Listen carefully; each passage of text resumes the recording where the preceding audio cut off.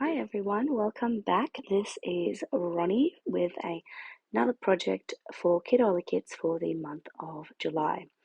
As soon as I saw these cotton flower embellishments that you watercolored yourself, I knew I wanted to use them. I thought they were amazing, and I decided I wanted to use them with some of the incredible watercolor looking papers that we got in the kit this month. And ultimately, I think the whole look looks very, as often what happens when you've got watercolor style papers in scrapbooking. It looks very whimsical and flowy and artistic, and I really like how it looks. Sorry, zooming you in there a little bit.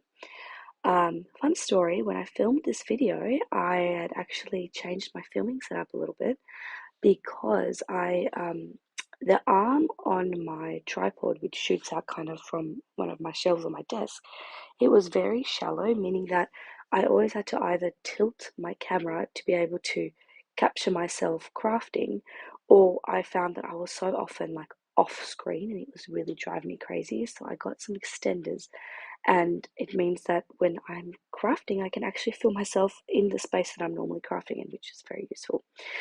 So this was the first video that I filmed where I'm not actually like off camera half the time, which was lovely. Um, I started off, so I'm trying to basically match the colors from the background paper in these watercolor paintings. I am trying to make it look very fluid and diverse, and I'm trying to use a lot of dimension in the colors. So there's a few different ways that I achieve this. One is I use darker colors these are all kind of succulents, right? But I'm being a bit rebellious with the colors. But at the base of each leaf, I'm a bit darker, and then I blend that out with just water. Uh, and this doesn't exactly behave the way that you would if you were, say, if you were using acrylics, but that's the beauty of watercolors. It just looks so beautiful and diverse. And I tried to use lots of different colors in every single little mini painting to create an interesting blend and a bit of dimension. This one is the one, even though I did use a fair different colors, ultimately as it dried, it kind of dried very, very much same, but that's okay. It's going to happen, and that's quite a small little piece anyway, so I didn't mind. My favorite one is one that I actually do off camera, and that is the one that's in the pot plant, because I thought the colors of the actual pot plant blended so beautifully. There is another thing that I do is if I feel like I've added too much color, I just take a clean wet brush and I try to lift some of the color up. Um, Now, this is the final outcome. See, I love how that pot plant looks. All the watercolors blended in together, and I really like that. Uh, Now I'm moving into this paper. So this is going to be my main paper, but I felt like it matched so well that I'm going to actually add a little border around it using the more solid watercolor rainbow paper. I loved this paper. It was just a lot to work on, so I thought toning it down a bit by mixing these two papers together felt like a really good idea to me. I am What am I going to do? Oh yeah, so I cut around the entire outside of that wider paper because I really like the dimensions. And then I'm just cutting down my photos. I don't want my photos generally to look very much like the standard printing sizes, so 5x7, 4x6, 3x4. And so I try to always cut them down a little bit, and I wanted them all to be a slightly different size.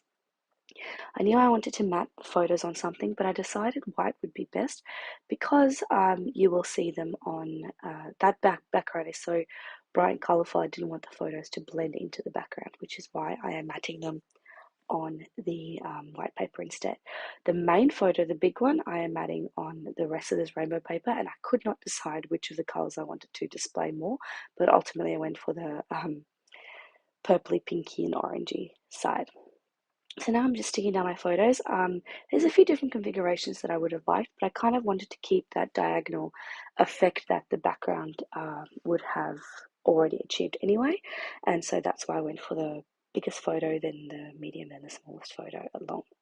And one of them I'm putting up completely straight, and the other two I am sort of putting as at an angle, which creates a bit of interest, I think.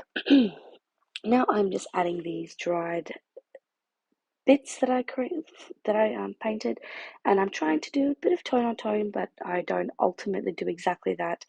I decide then actually it's going to create more contrast if I don't do tone on tone. So then I decide to just go kind of gung ho and put it wherever. This is just a acrylic title that I had in my stash, and I liked what it meant because it's click, but also which could mean the photo, but also click as in we click. And it's a little family photo of when we went to go see Disney on Ice, which I liked.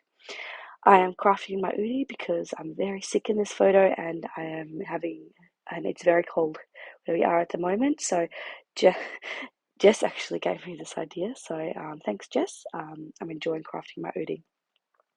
Taking some phrase stickers from this Tim Holtz sticker book, and I actually used one that I never thought I would use, and that's Let It Go. And I thought it was perfect time to use it because Emma is dressed as Elsa from Frozen, and obviously it was Disney on Ice, so we definitely saw Elsa and we listened to that song. So I'm using two little strips and then I'm just stapling them together. Adding a teeny tiny little bit of journaling here at the top. I didn't have too much to say, honestly. I discussed this more in my project life, but I just wanted a little sentiment. And then adding a date, and this layout is done. Thank you so much for joining me, guys. I hope you all have a wonderful week, and I will see you all next week for my final project. Bye.